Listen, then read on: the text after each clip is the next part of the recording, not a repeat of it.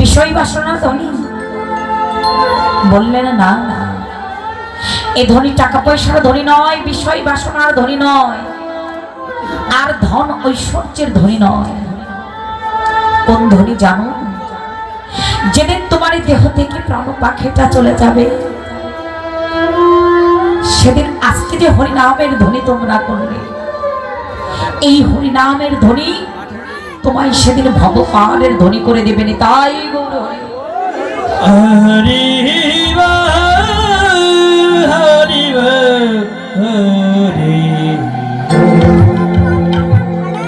সেদিন তোমার দুটি হস্ত বলে দেবে, এই হস্ত দিয়ে আমার রাধা গোবিন্দের চরণ যুগল তুমি সেবা করেছ।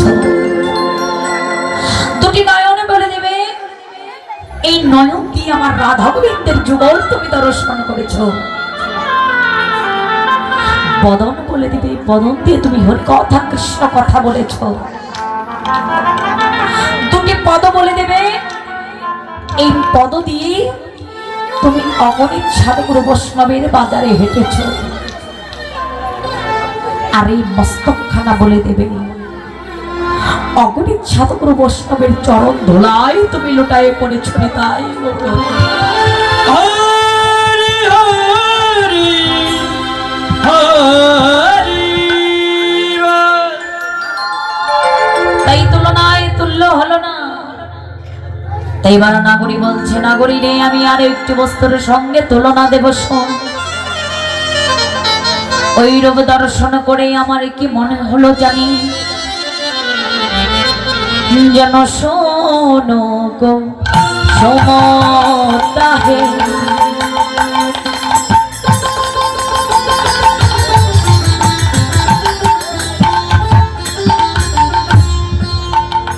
আর গুণগণী আরে আর শোন কুসুমতা হে।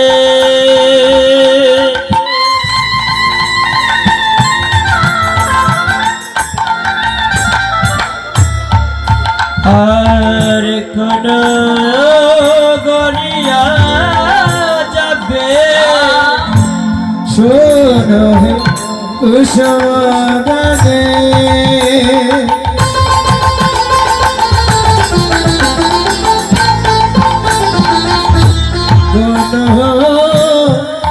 গনি হারে আরে পাতর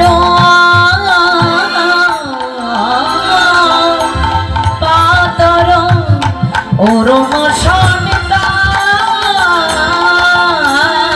আরে প্রাতর প্রাতর অরুণ সন্তান, অরুণ সন্তান রে, প্রাতর অরুণ সন্তান। বললেন, শোন কুসুমতাহে, কোন গনিয়া রে? আবার দেখো, পাও তোর অরুণ সন্তান।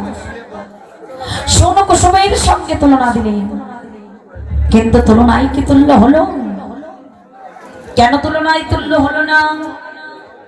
কারণ কুসুম যখন প্রস্ফুটিত হয় তখন তার অপরূপ শোভা বর্ধন করে বটে, কিন্তু কয়েক দণ্ড পর কুসুমের সেই শোভা আর থাকে না, সেই শোভা মলিন হয়ে যায়। কিন্তু এই যে আমার গৌরব, আমার গৌরবকে তাই বললেন, আমার গৌরব তো তা নয়, আমার গৌর কুসুম তো তা নয়। ওই রূপ মলিন হওয়া দূরের কথা, যেন দিন দিন প্রভা বেড়ে যায় গো। দিন দিন প্রভা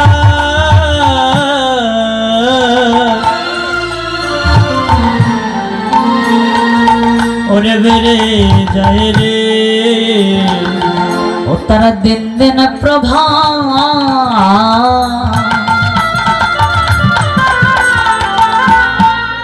যেন বেড়ে যায় গো। ওটার দিন দিন প্রভা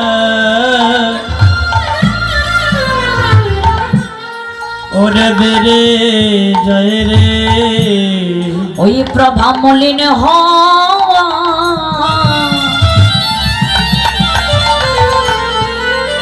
মলিন হওয়া দূরের কথা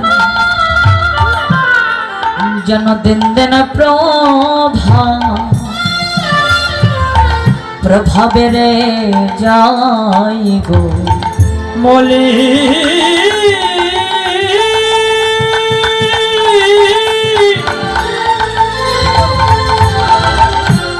মলিন হওয়া দূরের কথা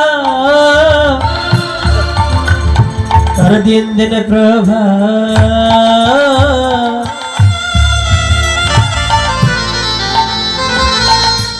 ওরে বেড়ে যায় রে ওরে মলিন হাওয়া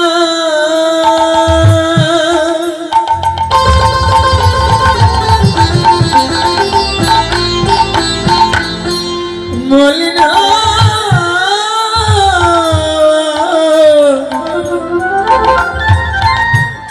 দূরের কথা দিনের প্রভা বেড়ে যায় গো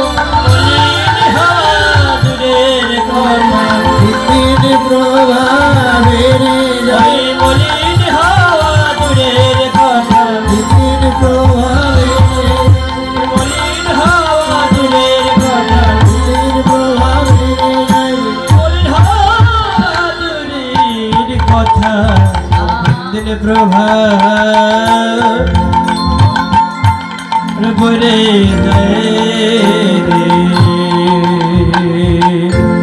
বললেন ওই প্রভা মলিন হওয়া দূরের কথা আমার গৌরের প্রভা যেন দিন দিনে বেড়ে যায়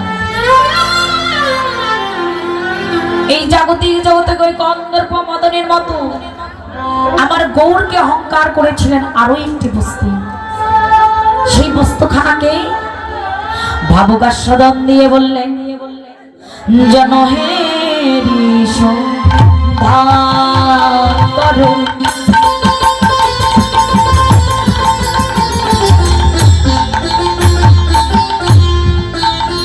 আর মোর সৃজন তলে আর হে শোধা কর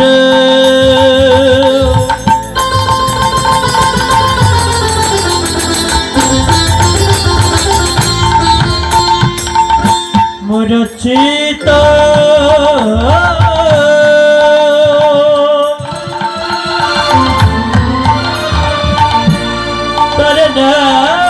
তলে হেরি সুধা করো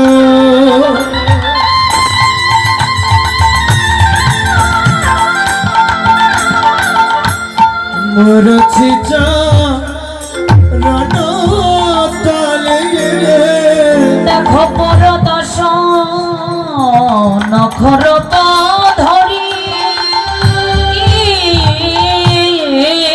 আরে পুরো দশ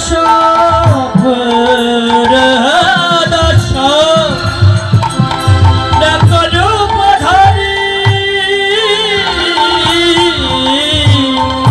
পুরদাস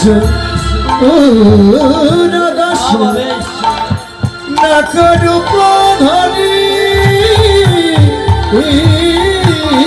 আরে পুরো দশ রূপ ধরি রে পুরো দশ রূপ ধরি হেরি সুধাকর সুধাকর মানে হলো চাঁদ ওই চাঁদের মনে অহংকার ছিল চাঁদ মনে মনে ভেবেছিল এই জগৎ মাঝে আমি হলাম শ্রেষ্ঠ সুন্দর কারণ কারণ আমি যখন গগনমণ্ডলে উদয় হই তখন আমার রূপের জ্যোতিতেই এই জগতের অন্ধকার নাশ হয়ে যায় তাহলে আমার মতো রূপবান গুণবান এই জগৎ মাঝে আর কি হতে পারে কিন্তু ওই চাঁদও যখন আমার গৌর রূপ দর্শন করলেন চাঁদের অহংকার চূর্ণ হয়ে গেল আর যখন চাঁদের অহংকার চূর্ণ হয়ে গেল চাঁদ ওই গগনমণ্ডলে দাঁড়িয়ে থাকার যোগ্যতাও হারিয়ে ফেললেন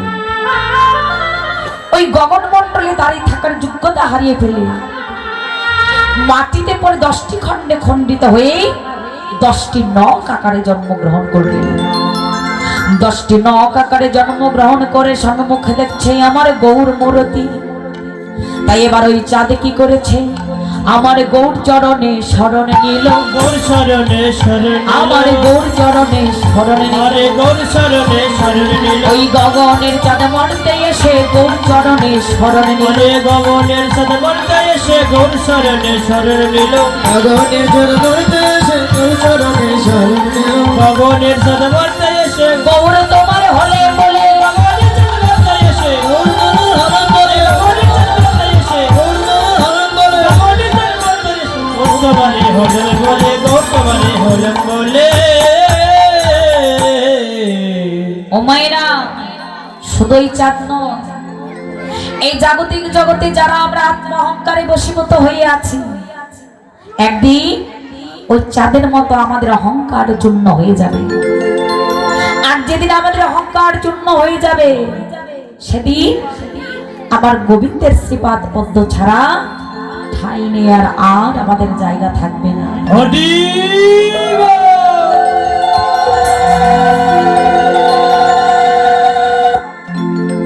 তাই বললেন সুবর্ণ বরণ হেরি নিজ কুমার।